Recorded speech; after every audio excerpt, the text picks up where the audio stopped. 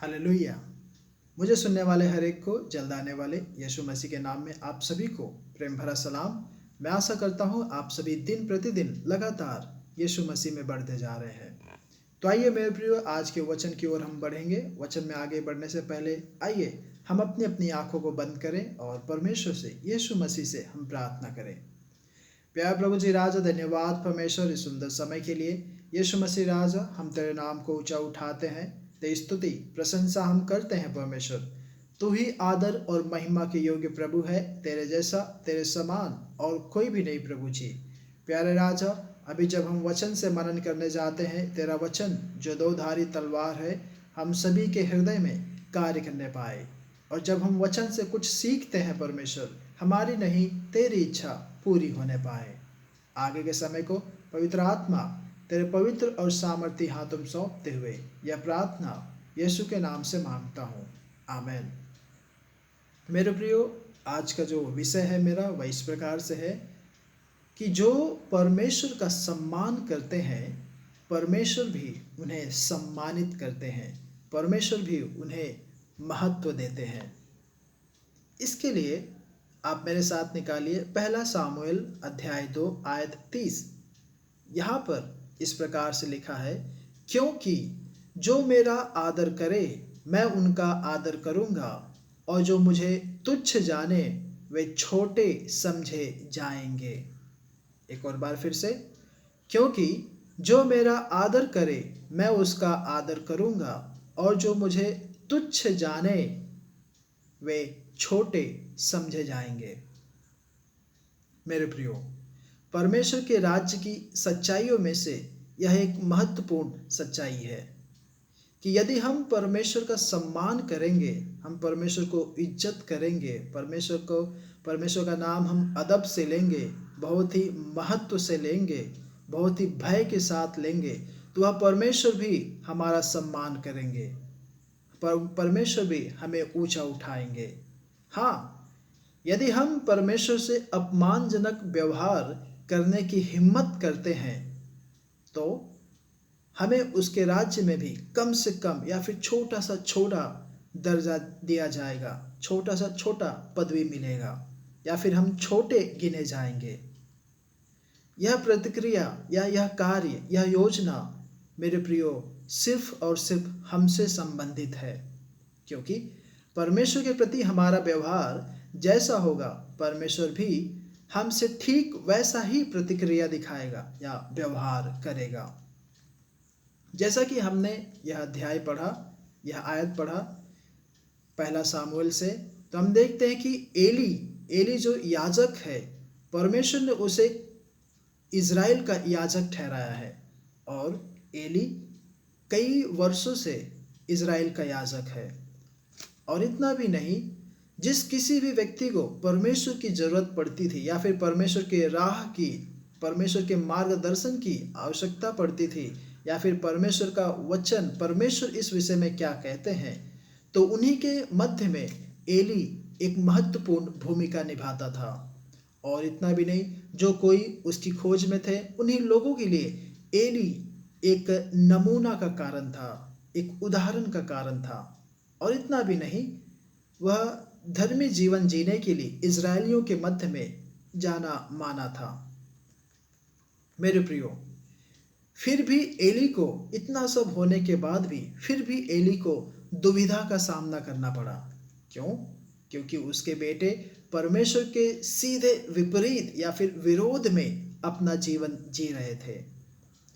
एक पिता होने के रूप में एली याजक को यह चुनना, यह चुनाव करना बहुत ही तय था कि वह किसका सम्मान करे। वह अपने अनैतिक, अधर्मी पुत्रों को छोड़ नहीं सकता था, और जिस परमेश्वर की वह सेवा करता था उसे भी त्याग नहीं सकता था। फिर गलती से एली ने अपने बेटों को सम्मान देने को चुना, क्योंकि एली ने उसके बचपन से उन पर जोर नहीं दिया था कि उनका व्यवहार परमेश्वर के भय भक्ति के अनुरूप हो। एली ने निवेदन किया होगा कि वह अभी भी परमेश्वर से प्यार करता है, लेकिन वह बस अपने परिवार के मध्य में से परमेश्वर का सम्मान नहीं करा सका। एली का जीवन परमेश्वर के सम्मुख तो बहुत ही स्पष्ट था, लेकिन उसके परिवार के जरिए एली का परमेश्वर को महिमा नहीं मिलती थी। मेरे प्रियो, हमें भी हमारे सिर्फ ना केवल हमारे व्यक्तिगत रीति से बल्कि हमारे परिवार के जरिए भी परमेश्वर को महिमा मिलना अनिवार्य है। फिर भी मेरे प्रियो, फिर भी परमेश्वर ने एली के व्यवहार को अलग रीति से देखा। आप पहला सामुएल 3 अध्याय आयत 13 और 14 में आप पढ़ सकते हैं कि एली ने अपने दिल का खुलासा किया कि जब वह अपने बेटे के साथ इज़राइल के लोगों के सामने परमेश्वर का सम्मान करने में असफल रहा या फिर विफल हो गया, यही कारण है कि परमेश्वर ने एली और उसके बेटे दोनों को कड़ी सजा दी। और यदि आप पहला सामुएल 4 अध्याय आयत 17 और 18 आयत पढ़ेंगे, तब आप वहाँ पर देखते हैं कि युद्ध में एली के दोनों पुत्र मारे गए। और एली को जब समाचार मिला कि परमेश्वर का संदूक इजरायलियों से छीन लिया गया है, तो एली कुर्सी पर से गिरा और उसकी गर्दन टूट गई। मेरे प्रियो, आप सिर्फ चर्च में ही परमेश्वर की आराधना करते हैं, जैसा कि हमने ऊपर देखा कि एली का जीवन वह साफ सुथरा है, लेकिन उसके बच्चों के प्रति उसके परिवार से परमेश्वर को महिमा नहीं मिली। एली अपने कार्यों में वफादार था, लेकिन जो उसका दूसरा एक पिता होने के नाते वह अपने बच्चों को यीशु मसीह या फिर यहोवा परमेश्वर के भय और भक्ति में नहीं ले आया। तो हम देखते हैं मेरे प्रियो, जब आप चर्च में रहते हैं या फिर चर्च में जाते हैं, आप उस वक्त परमेश्वर की आराधना करते हैं और अपने काम धंधों से परमेश्वर को अपने उस स्थान में आप कुछ नहीं देते हैं या फिर आपके काम धंधे में परमेश्वर को महिमा नहीं मिलती है। तो मेरे प्रियो, आपका सिर्फ चर्च जाने से परमेश्वर आपसे प्रसन्न नहीं होंगे, बल्कि जब आप चर्च में भी जा रहे हैं और आप काम धंधे में भी जा रहे हैं, जब आप इन दोनों जगहों में परमेश्वर के नाम की महिमा करते हैं, परमेश्वर को आदर देते हैं, सम्मान देते हैं, तब परमेश्वर आपसे प्रसन्न होते हैं।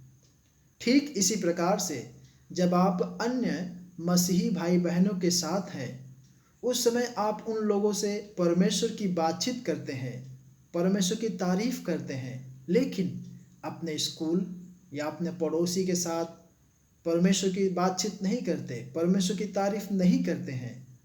तो मेरे प्रियो, तो परमेश्वर के प्रति आपकी यह श्रद्धा, आपका जो यह परमेश्वर के प्रति प्रेम है, जो दिखावा है, जो आप परमेश्वर को चढ़ावा चढ़ाते हैं, वह ग्रहण योग्य नहीं होगा।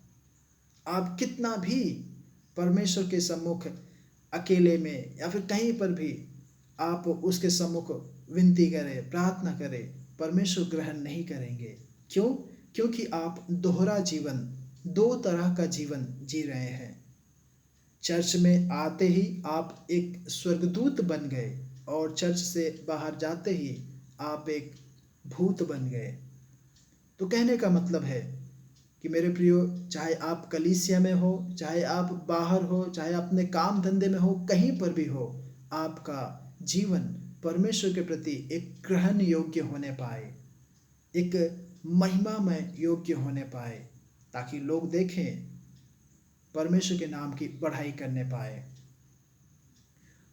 मेरे प्रियो, परमेश्वर से आपको, जब आप अपने काम धंधों में परमेश्वर को महिमा नहीं देते हैं, तब परमेश्वर से आपको आशीष नहीं मिल पाएगी। परमेश्वर आपसे पूरी उम्मीद करते हैं, वह सिर्फ यही उम्मीद करते हैं कि आप अपने बोली से, अपने शब्दों के जरिए या अपने कार्यों के जरिए, अपने जीवन के जरिए पूरी तरह से परमेश्वर को महिमा दें। या फिर परमेश्वर को आप सम्मानित करें। जो कोई भी देखे परमेश्वर को महिमा मिलने पाए। मेरे प्रियो, यदि आप उसका सम्मान करते हैं तो वह परमेश्वर भी आपका सम्मान करेंगे। तो होने पाए हम सभी अपने अपने जीवनों के जरिए परमेश्वर के नाम को महिमा करें, परमेश्वर को हम सम्मान करें। अपने हर एक विभागों में, हमारे हर एक इलाकों में हम परमेश्वर को स्थान दें। परमेश्वर आप सभी को आशीषित करे, अनुग्रहित करे। आमेन।